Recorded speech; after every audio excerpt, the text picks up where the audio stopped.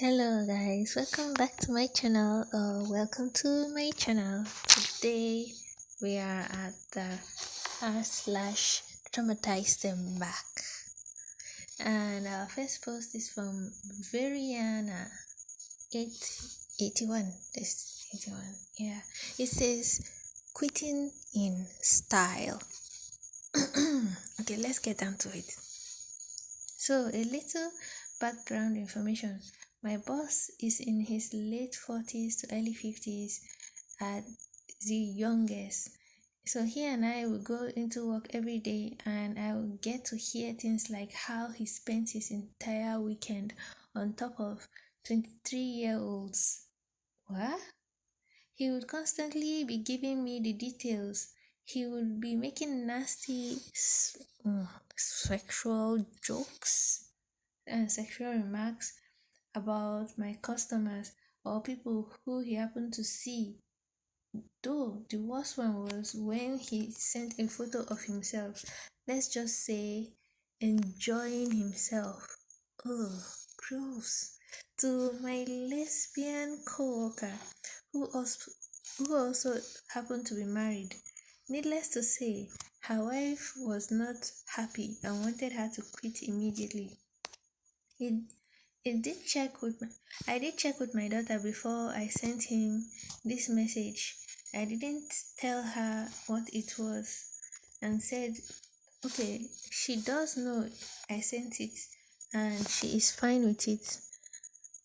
Okay, so she wanted to send a quit letter to the boss, so she verified with her daughter first before she sent it to the boss.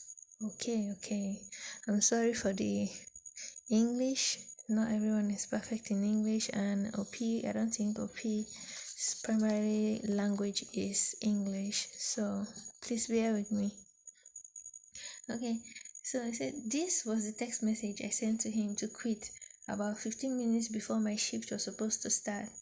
Our whole store had 4 employees counting on him, and another of those quit the week before.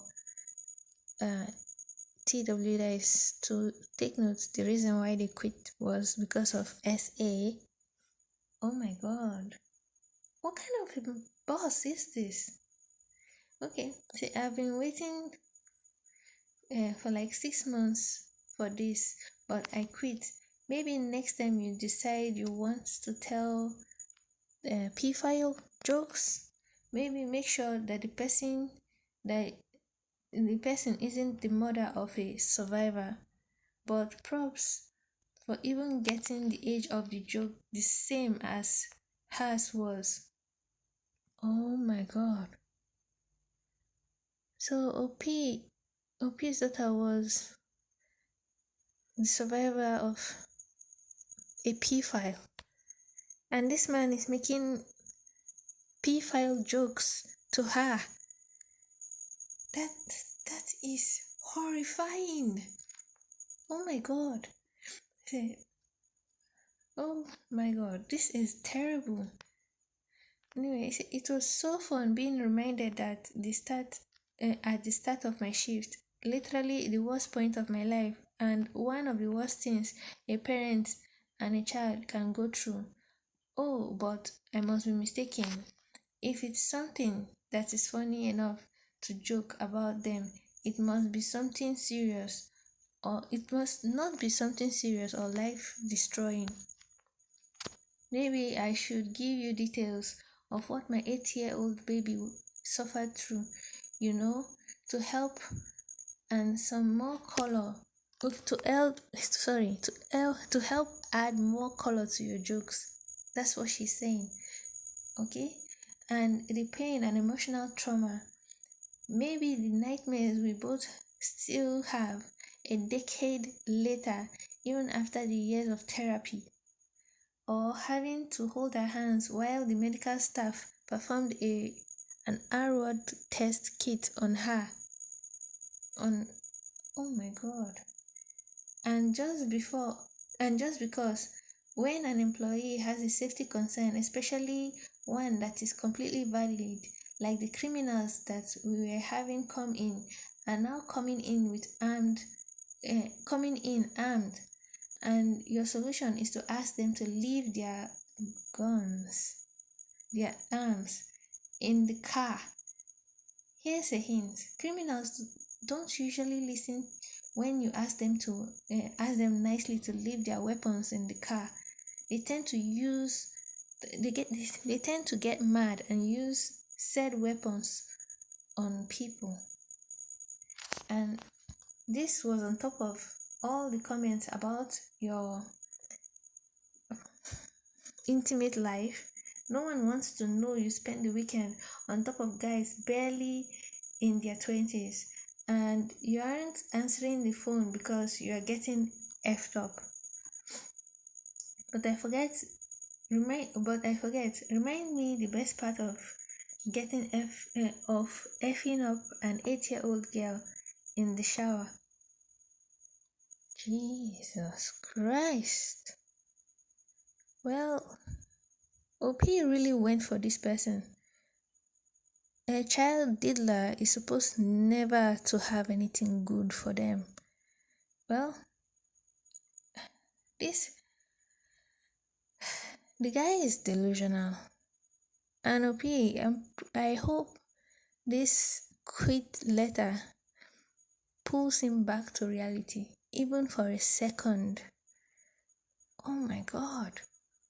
Can someone be this horrifying?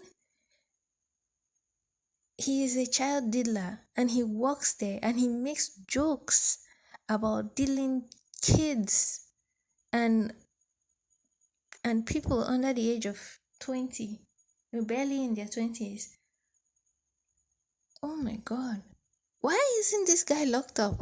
What's wrong with the society? What's wrong with the justice system?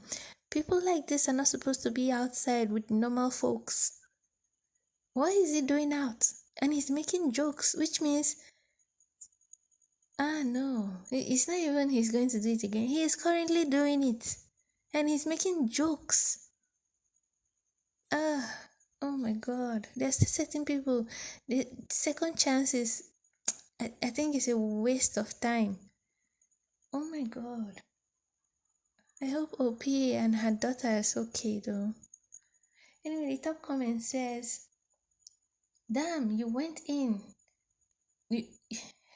But did anyone of you report him to HR? And OP replied, unfortunately, small companies don't have an HR, but when we try to say something to the general manager, or basically his manager, nothing was ever done. That she said that she would look into it, and if she found anything concerning, she would follow up, and then we never heard back from her. Yeah, usually small businesses, they don't have HR. But usually what wakes up these people is a lawsuit. Somebody gets this thing done to them and they sue. This is what will usually pull those people back to reality, for them to start checking their staff. How would they employ a child diddler? Oh my God. Well, I'm glad OP wrote that letter, because it doesn't look like anyone was doing anything about it. Oh God, that is so sad. Anyway, guys, please put your comments about this first post in the comment section down below. I would love to see what you guys think about it. Well, we go for the next post, submitted by MenorahsaurusRex. Okay, let's get down to it. It says, had a college exam scheduled on a high holiday, and I'm Jewish. Okay, it says, this was about 10 years ago. I was in a college sociology class when a test was announced on the day before a school break. The way our breaks worked was that they began immediately after your last day before. This class was from 6 to 8:30 p.m. after the sundown. Yom Kippur. Excuse me guys, I'm so sorry. This is a Jewish holiday, I guess. And in case I'm pronouncing it wrong, please bear with me. I'm saying this word for the first time, so yeah, I didn't have chance to like check how to pronounce it. So let's get on. Yom Kippur began at sundown at night, and college was about 5 hours away from my family. So I was going to travel that day and skip this one class. I told my professor during the class that I could not make the exam because it was Yom Kippur. He reiterated that the break began after last class. He was a 70-year-old man from Lithuania, and I figured he didn't realize how important this holiday is. I told I told him I understood, but this is a high holiday and I'm Jewish, so I need to make it home before sundown to observe the holiday with my family. A few other people spoke up and said they too were Jewish and would have the same problem. This was plausible given where we were. He asked me how he can be sure it is Yom Kippur, so I said he should Google it. Lo and behold, Google told us in big bold letters that the holiday began the night of the exam. He then hit me with, "Well, how do I know you are really Jewish?" Um, excuse me? Imagine this guy digging for excuses. Oh my god, he should become, oh, is he a geologist? He should use an excavator to dig for excuses to make this person not go for their own religious holiday just because he doesn't want to shift an exam. Okay, let's continue. So I told him I could produce photos from my bar mitzvah where I'm reading the Torah, but there are really no certificates to identify myself as Jewish. He insisted that this could be photoshopped. Huh? This is hilarious, man. So you photoshop your bar mitzvah because you have absolutely nothing to do with your life? Are you kidding me?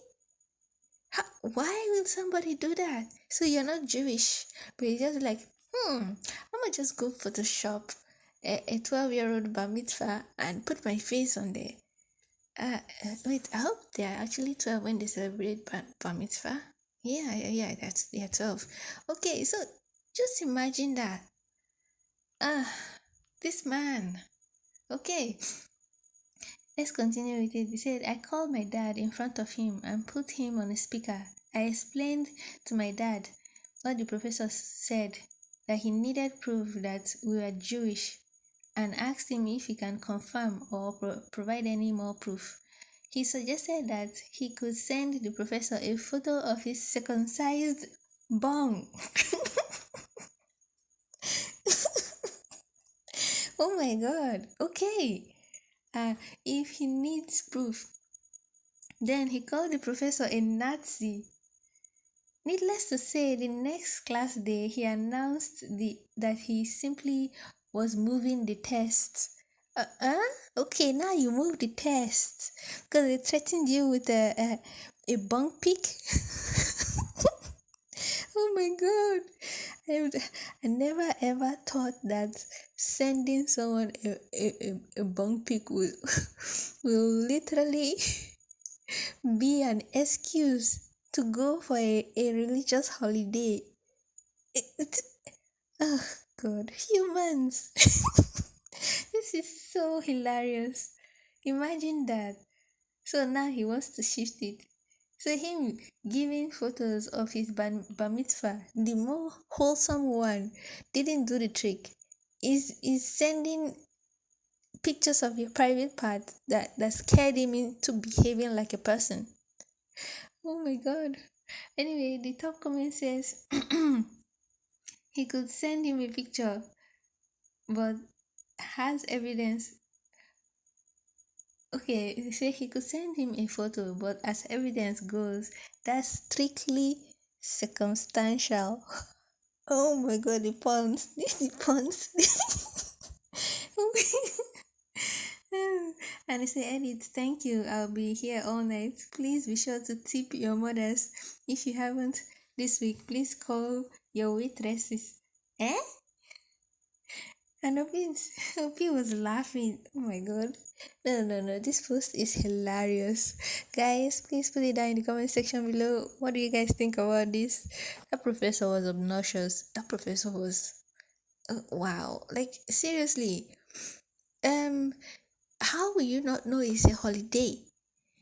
There are more than two people in the class that celebrates that holiday, and somehow you were booking your exam on the timetable, and you did.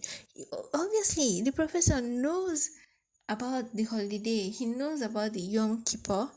I hope I'm pronouncing it correctly.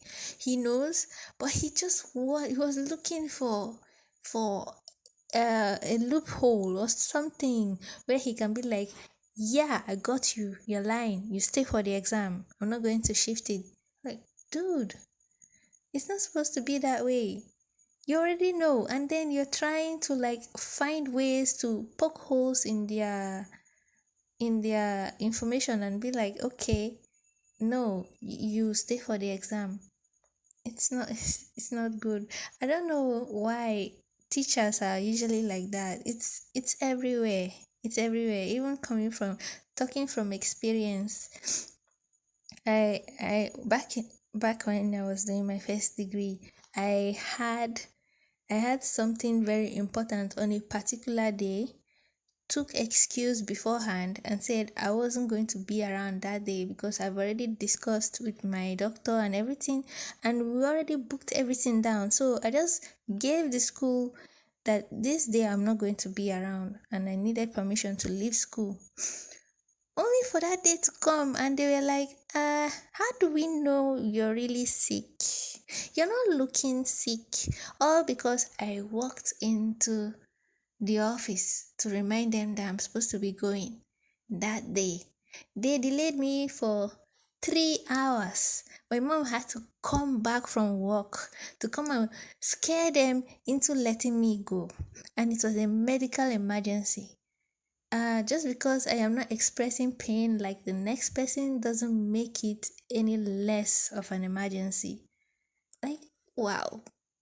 Any schools, they're just hilarious. So what is the essence of holding the person back? What's the essence of denying something that is actually important? Yeah, it's to me it's just power play. It's just power play.